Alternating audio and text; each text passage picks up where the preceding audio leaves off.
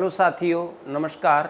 मैं Avdhesh Kumar Sharma exam card live class में आपका हार्दिक स्वागत करता हूं। स्टूडेंट्स, मैं आपको 1 फरवरी 2023 को 4th नंबर की शिफ्ट जब वो एग्ज़ाम हुआ था एसएससी जीडी का, उसमें हिंदी सब्जेक्ट का कंप्लीट सॉल्यूशन देने के लिए उपस्थित हुआ हूं। साथियों, आशा करता हूं कि मेरा जो सिस्टम अभी आप देख पा रहे हैं, ये परीक्षा के लिए जो काम करने जा रहा हूँ वो आपकी समझ में बहुत अच्छे से आएगा। साथ ही इसको विशेष रूप से आप ध्यान करें, चिंतन करें। चलो स्टूडेंट्स, तो मैं अभी क्वेश्चन संख्या 1 पर बात करता हूँ। 1 फरवरी 2023 को 4th शिफ्ट का जो पेपर है हिंदी विषय का, उसमें ये क्वेश्चन संख्या 1 दिया है। निम्नलिखित वाक्य में रेखांकित शब्द के विलोम शब्द का प्रयोग करके रिक्त स्थान की पूर्ति करनी है। विद्यार्थियों, किस पर बात की गई है? विलोम शब्द पर बात की गई है। विलोम शब्द को पूरा करना है। स्याह शब्द यहां दिया है रेखांकित। स्याह बादल वर्षा के परिचायक हैं। तो हमें क्या करना है विद्यार्थियों? ये जो स्याह दिया है ये वाला, इसका जो है विलोम चाहिए।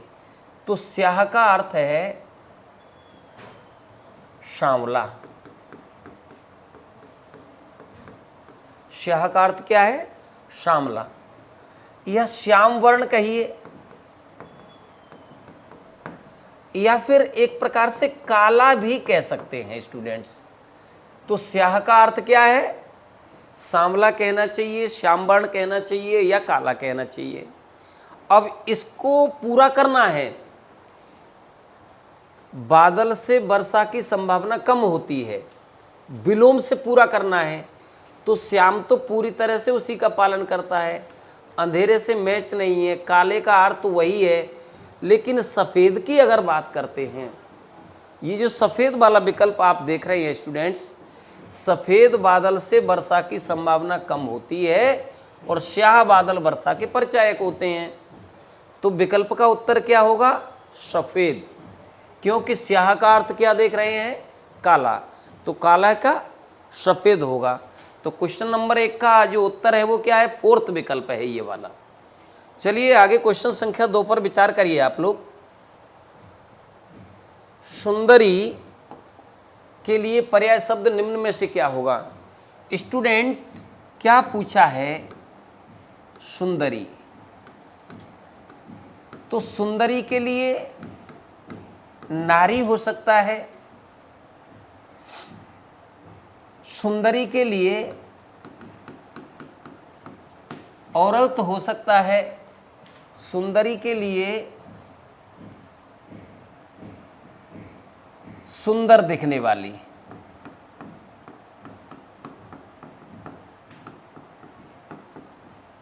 सुंदर दिखने वाली नारी कह दो। अभी हमको देखना है सुंदरी के लिए पर्याय कहना है। तो भामा की अगर बात करें, ये पत्नी का पर्यायवाची है सुदर्शना।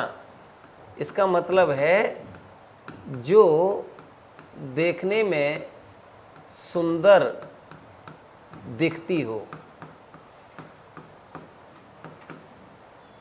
सुदर्शना जो देखने में बहुत सुंदर हो उसको सुदर्शना कहते हैं।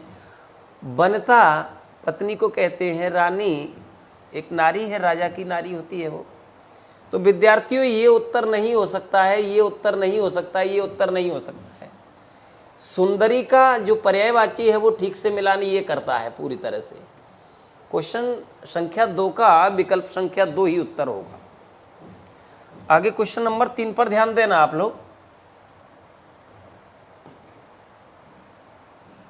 क्वेश्चन नंबर 3 में है, जिस स्त्री के पुत्र और पति नहीं हो, वाक्यांश के लिए एक शब्द में उत्तर देना है। यानी एक शब्दों का समूह है। वह स्त्री जिसके पुत्र भी नहीं हो और जिसका पति भी नहीं हो, उस स्त्री को क्या कहते हैं? एक शब्द में उत्तर देना है। तो अभी हमको देखना है स्टूडेंट्स। देखिए, विधवा का मतलब है जिसका पति नहीं हो। विधवा का मतलब क्या है? जिसका पति नहीं हो। कबीरा का कोई मैचिंग नहीं है, और सदबा का मतलब है जिसका पति साथ में रह रहा है या पति के सहित है। अब अवीरा की बात करते हैं स्टूडेंट्स। अवीरा का अर्थ क्या है? न तो जिसके पुत्र हो और न इसका पति हो, ऐसी नारी को क्या कहते हैं? अवीरा। तो क्वेश्चन संख्या 3 में एक शब्द में उत्तर देना है तो विकल्प एक ही उत्तर होगा। क्वेश्चन संख्या 4 की ओर बात करिए। ऐसा दिया गया है स्टूडेंट्स, बरसात के 4 महीने वाक्यांश के लिए एक शब्द में उत्तर देना है। बरसात के 4 महीने के लिए एक शब्द में उत्तर देना है। तो खास करके 4 महीने को चौमासा कहते हैं। 4 का अर्थ चौ से लिया है, महीने का अर्थ मास से लिया है। तो देखिए 12 मासा, 12 मासा 12 महीने, और 4 मासा 4 महीने, और चौमासा बरसात के 4 महीने। बरसात के 4 महीने, और बरसात से तो मैचिंग है ही नहीं, तो बरसात के 4 महीने के लिए उपयुक्त विकल्प क्या होगा स्टूडेंट्स? चौमासा। अभी आप देख पा रहे हैं कि बरसात के 4 महीने वाक्यांश के लिए जो एक शब्द में उत्तर देना था वो क्या होगा? चौमासा। चौमासा का अर्थ ही हम लोग उनसे लगाते हैं कि जो बरसात के 4 महीने होते हैं उनको चौमासा के लिए यूज करते हैं। तो क्वेश्चन संख्या 4 का उत्तर क्या होगा? ये वाला होगा। आगे क्वेश्चन नंबर 5 की ओर ध्यान देना आप लोग। क्वेश्चन नंबर 5 में लिखा है कि निम्नलिखित वाक्य के किस खंड में अशुद्धि है। यानी एक सेंटेंस लिखा हुआ है और उस सेंटेंस को आपको स्टूडेंट्स 4 भागों में लिखा हुआ देखने को मिलेगा, और ये देखना है कि किस भाग में गलती है, ये आपको देखना है। तो मित्रों, महादेवी वर्मा बड़ी जीवंत कवित्री थी, ऐसा सेंटेंस लिखा है। कैसा लिखा है? महादेवी वर्मा बड़ी जीवंत कवित्री थी, सजीव वर्णन किया करती थी। तो जीवंत की वर्तनी सही से लिखी है, थी सही लिखा है, कवित्री को देखते हैं ठीक है, और बड़ी। अब गलती देखनी है विद्यार्थियों, ये क्या लिखा है? कवित्री, और करेक्टली होता क्या है? कवयित्री। होता क्या है? कवित्री, और लिखा क्या है? कवित्री। इसका मतलब है, समझ में आया आपको? इसका समझ में आया है कि क्वेश्चन संख्या में जो दिया है कि महादेवी वर्मा बड़ी जीवंत कवित्री थी, तो शब्द होना चाहिए कवयित्री और लिखा है कवित्री। तो ये वाला जो राइट है, इसका मतलब है क्वेश्चन संख्या 5 का सही उत्तर है। जहां गलती है वो ये होना चाहिए। आगे ध्यान देना आप लोग क्वेश्चन संख्या 6 की ओर। क्वेश्चन संख्या 6 में लिखा है, रीता ने समीर के स्वभाव के बारे में जो बात कही है वह आने सही है। रिक्त स्थान में एक शब्द भरना था। तो विद्यार्थियों, जो बातें 100% सत्य होती हैं उनको 16 आना के रूप में हम लोग प्रयोग करते हैं। 100% के लिए 16 आना आता है, क्योंकि 1 रुपये में आना ही 16 होते हैं, 100 पैसे में 16 आना होते हैं। तो अब रीता ने समीर के स्वभाव के बारे में जो बात कही है वो आने सही है, 12 आने सही नहीं है, 8 आने सही नहीं है, 4 आने सही नहीं है। रियल में क्या है? 16 आना। 16 आना का मतलब है पूरी तरह से सही है। तो यहां क्या आएगा? 16 आना। उत्तर क्या होगा? ये होगा। क्वेश्चन संख्या 7 की ओर ध्यान देना।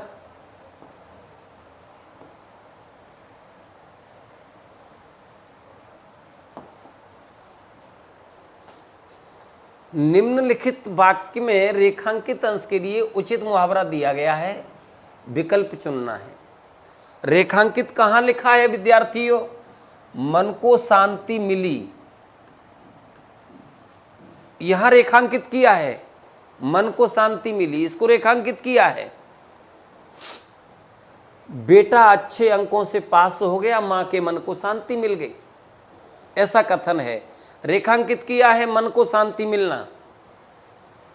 कलम तोड़ना का मतलब क्या होता है? बहुत सुंदर लिखना। विद्यार्थियों, कलम तोड़ने का मतलब क्या है? बहुत सुंदर लिखना। और कली खिलना, इसका मतलब क्या है? बहुत प्रसन्न होना। कांटा दूर होना, इसका मतलब क्या है? कष्ट समाप्त होना। और कलेजा ठंडा होना, कलेजा ठंडा होने का मतलब क्या है? मन को शांति मिलना। तो विद्यार्थियों, अभी आप देख पा रहे हैं क्वेश्चन संख्या 7 का बिल्कुल करेक्ट आंसर का जो निर्धारण होता है वो विकल्प संख्या 1 है। कलेजा ठंडा होने का मतलब है मन को शांति मिलना, तो उत्तर होगा ये वाला सही।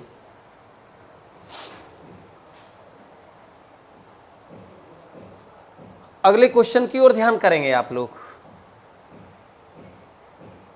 क्वेश्चन संख्या 8, जयेश ने खाना खाया, उपयुक्त वाक्य का अपूर्ण वर्तमान काल में रूपांतरण क्या होगा? विद्यार्थियों, मैं सबसे पहले आपको ऐसा कहना चाहूंगा कि जो अपूर्ण वर्तमान काल की स्थिति है वो स्थिति है ये कि काम जिस समय शुरू किया उस समय अधूरा था, पूरा नहीं हो सका था। अधूरा था, अब अधूरा था तो चल रहा होगा, जब कंप्लीट हो गया होगा तब तो बंद हो गया होगा ना काम। तो हम कह सकते हैं कि रहा शब्द इसमें आना चाहिए। जब रहा लगा होगा तो अपूर्णता को प्रदर्शन करेगा, उसमें क्या बात है। तो अभी आप ध्यान देना स्टूडेंट्स, जयेश खाना खा रहा है, इसका मतलब है कार्य अब भी चल रहा है। अधूरा है ना, इसलिए चल रहा है। अगर पूरा होता तो चलता क्यों विद्यार्थियों? इधर बात करता है कि जयेश ने खाना खाया, उपयुक्त वाक्य का अपूर्ण वर्तमान काल में रूपांतरण।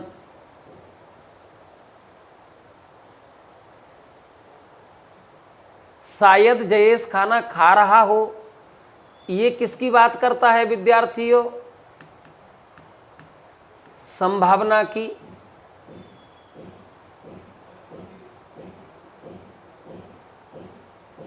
जयेश ने खाना खाया होगा, ये किसकी बात करता है? भूतकाल में संदिग्ध की कंडीशन बात कर रहा है।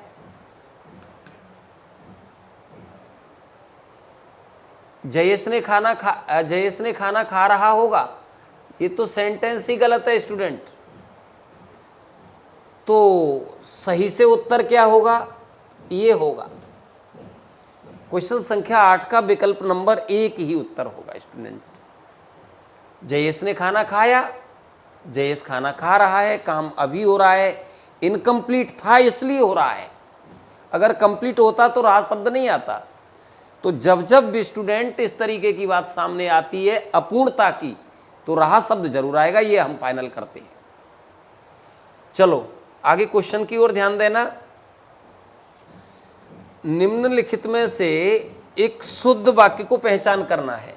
क्वेश्चन नंबर 9 में लिखा है कि निम्नलिखित में से शुद्ध वाक्य पहचानना है। मोहन श्याम की अपेक्षा शिष्ट है, सेंटेंस ठीक लिखा है। मोहन श्याम की अपेक्षा शिष्ट है। देखिए शिष्ट कैसे लिखा है, ये गलत है। मोहन श्याम की अपेक्ष, अब यहां शिष्ट सही लिखा है लेकिन अपेक्ष गलत लिखा है। मोहन श्याम की अपेक्षा शिष्टर है, इसमें तो कोई मैचिंग ही नहीं है। विद्यार्थियों इसमें इसकी गलती है, इसमें इसकी गलती है और इसमें इसकी गलती है। अब विकल्प तो एक ही बचता है कि मोहन श्याम की अपेक्षा कैसा है, शिष्ट। तो उत्तर क्या होगा, पहले वाला। आगे क्वेश्चन संख्या 10 की ओर ध्यान देना आप लोग। निम्नलिखित शब्दों में से कौन सा शब्द अनेकार्थी शब्द है।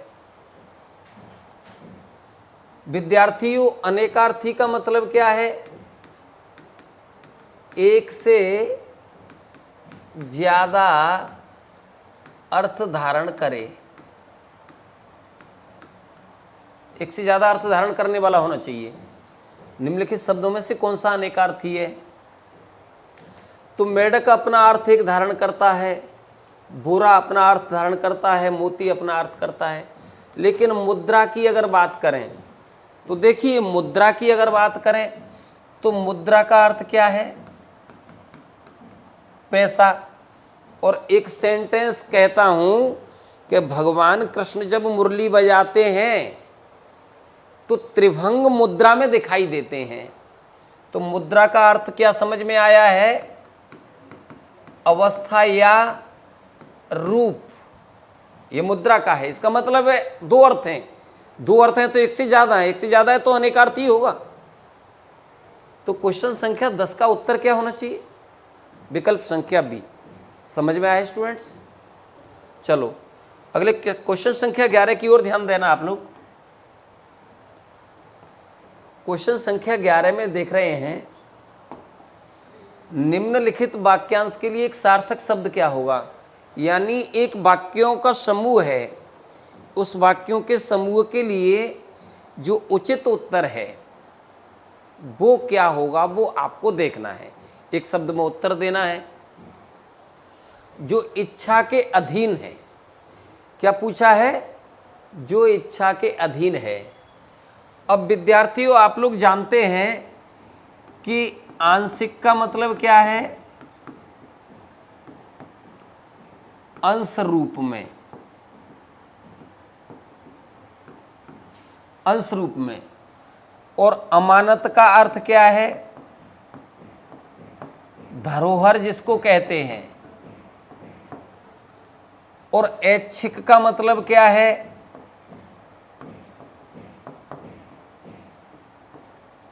इच्छा के अधीन। और आशातीत, आशातीत का मतलब है जिसकी आशा की गई हो।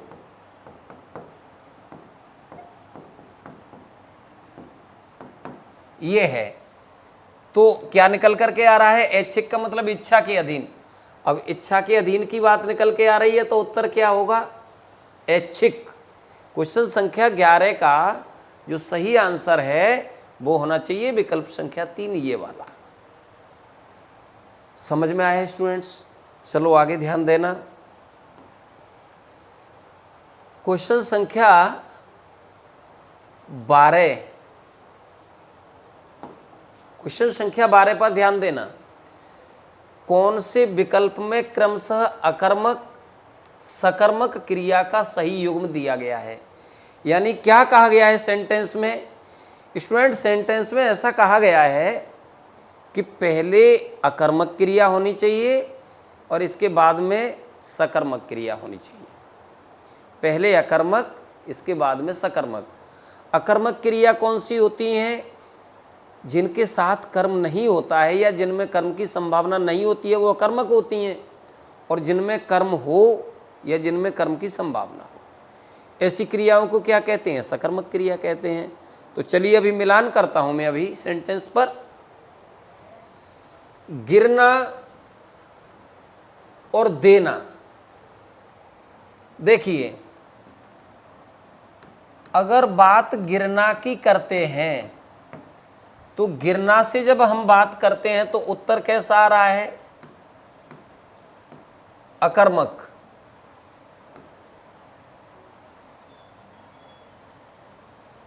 और देना ये कैसा आ रहा है, सकर्मक। क्वेश्चन कह रहा है कि कौन से विकल्प में क्रम से अकर्मक और सकर्मक क्रिया का सही युग्म दिया गया है।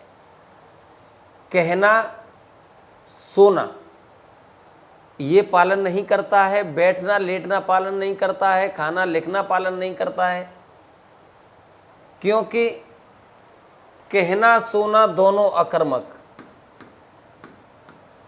बैठना लेटना अकर्मक और खाना लिखना ये दोनों कैसी हैं, सकर्मक, और गिरना और देना ये कैसी हैं, अकर्मक और सकर्मक। तो विद्यार्थियों अभी आप समझ पा रहे हैं इसको। इसमें जो अकर्मक और सकर्मक का पालन करता है वो विकल्प संख्या 1 ही है। एक अकर्मक है और एक सकर्मक है। आगे ध्यान देना, क्वेश्चन संख्या 13 की ओर। सुजय राघव को पुस्तक दिया है। सुजय राघव को पुस्तक दिया, उपर्युक्त वाक्य में कारक संबंधी त्रुटि को पहचानना है और उसको शुद्ध वाक्य का चयन करना है। सुजय राघव को पुस्तक दिया, सुजय राघव की पुस्तक दी, ये गलत है। सुजय राघव की पुस्तक दिया, ये गलत है। सुजय ने राघव का पुस्तक दिया, ये गलत है। विद्यार्थियों में यहां बात करता हूं ये क्यों गलत है। तो देखो, क्रिया कैसी है, दिया, कैसी है, पुल्लिंग, और पुस्तक की अगर बात करूं मैं तो पुस्तक कैसी है, स्त्रीलिंग। तो यहां पर लिंग डिफरेंस है इसका, इसलिए ये गलत है। सुजय ने राघव को पुस्तक दी, ये 100% पालन करता है। सुजय ने राघव को पुस्तक दी। अगर ये क्रिया स्त्रीलिंग है तो पुस्तक भी स्त्रीलिंग है। इधर इस कर्ता का कारक चिन्ह ने है और कर्म का कारक चिन्ह को है, तो हम 100% कह सकते हैं कि क्वेश्चन का उत्तर यही होगा। समझ पा रहे हैं स्टूडेंट्स। क्वेश्चन संख्या के अकॉर्डिंग करेक्ट आंसर होगा 4th वाला। क्वेश्चन संख्या 14 की ओर ध्यान देना। क्वेश्चन 14 में कैसा लिखा है तो आप लोग देखेंगे। निम्नलिखित वाक्य में से रेखांकित एकार्थी शब्द युग्म का उपयुक्त अर्थ बताएं। हमारे गांव में पीपल के सप्त पेड़ हैं। रेखांकित में दिया है सप्त और सप्त। तो अभी ध्यान देना स्टूडेंट्स,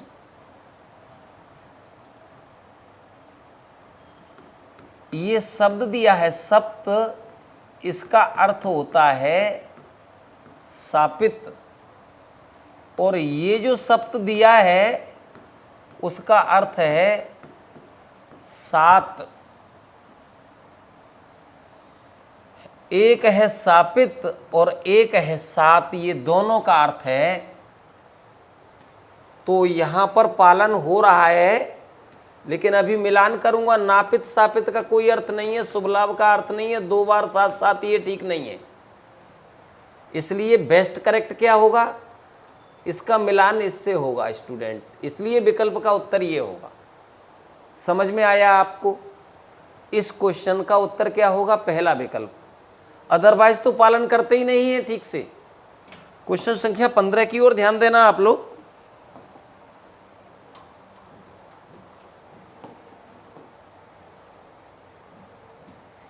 क्वेश्चन संख्या 15 में आप देखेंगे आधुनिक लोग गोबर को कम महत्व देते हैं। उपर्युक्त वाक्य में गोबर के बदले आप कौन सा पद प्रयोग करेंगे। अब यहां पर हमको बात करनी है विद्यार्थियों, सबसे पहले यह बात करता हूं गोबर क्या है। तो गोबर का मतलब है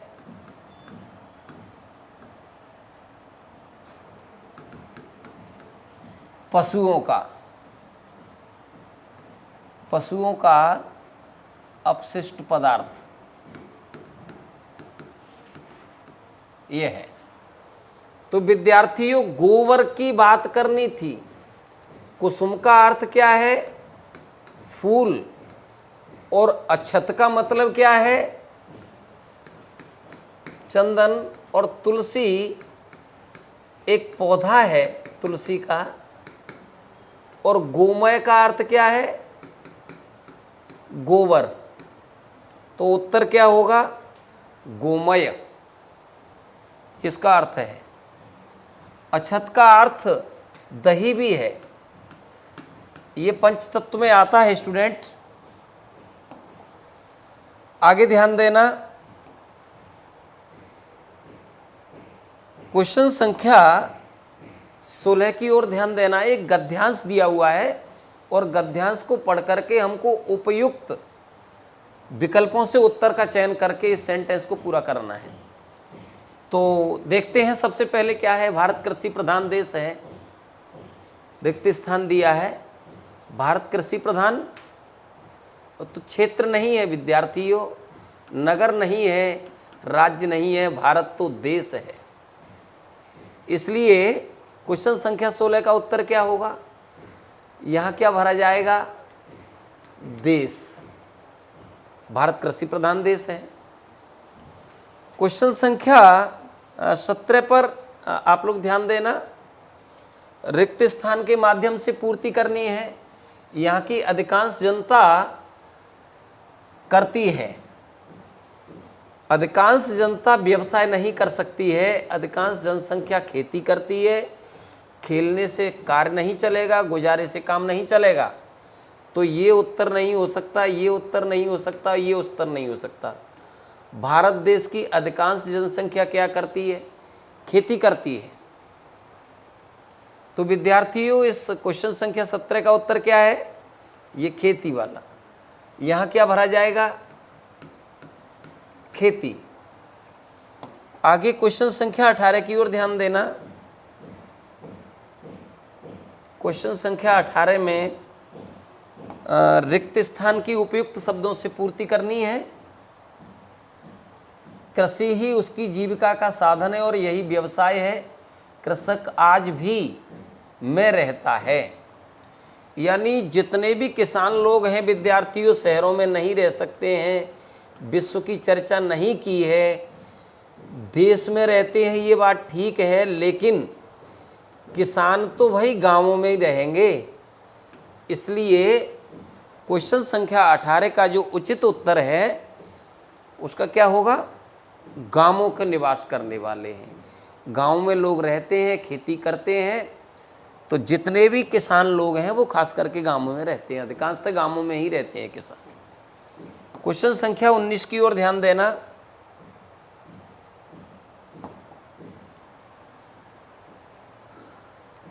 यद्यपि कुछ दशकों से यह दिखाई दे रहा है कि भारत का किसान अपना व्यवसाय छोड़कर की ओर भाग रहा है। विद्यार्थियों दूसरे देशों के लायक जाने की तो आवश्यकता नहीं है। भारत देश तो वैसे ही महान है। और ये भूमि छोड़ करके जाएगा कहाँ? भूमि पर निवास करना है। खेतों को छोड़कर कहाँ जाएगा? शहरों की ओर पलायन कर रहा है। किसान के सामने समस्या है स्टूडेंट कि जितनी मेहनत करता है उसके बदले बहुत कम मिल पाता है। इसलिए अधिकांश किसानों ने ऐसा विचार किया है कि भाई खेती करने की अपेक्षा शहरों में चलें और कुछ व्यवसाय करेंगे, उससे जीवन यापन करेंगे। तो उपयुक्त क्या होगा? शहरों में। खाली जगह पर क्या भरा जाएगा? शहरों की ओर भाग रहा है। क्वेश्चन संख्या 20 की ओर ध्यान देना।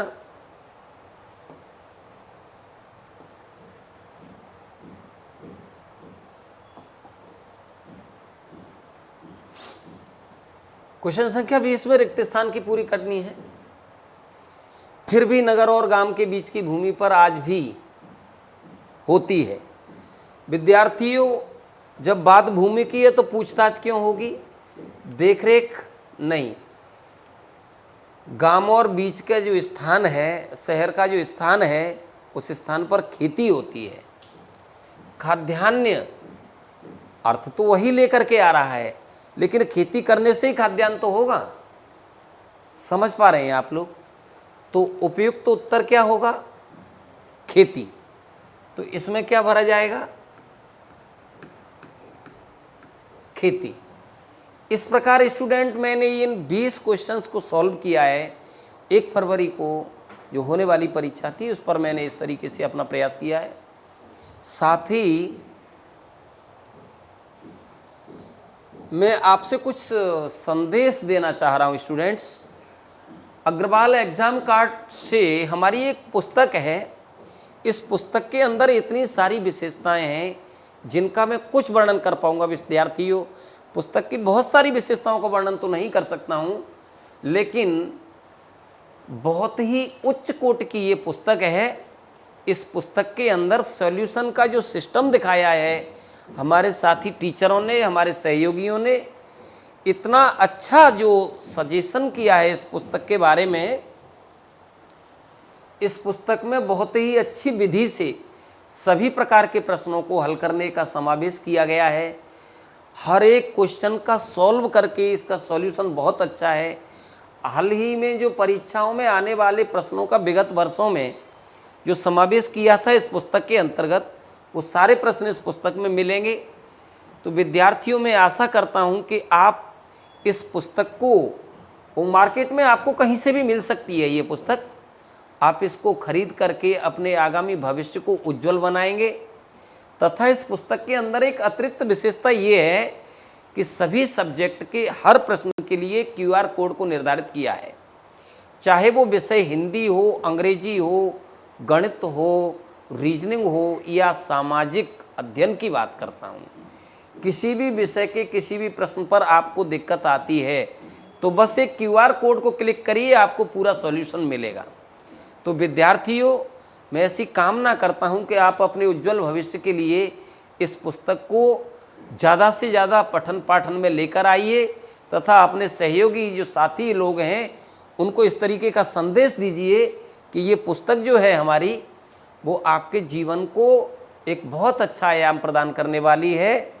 थैंक यू, धन्यवाद स्टूडेंट्स। पुस्तक के लिए आपको संदेश करूँगा।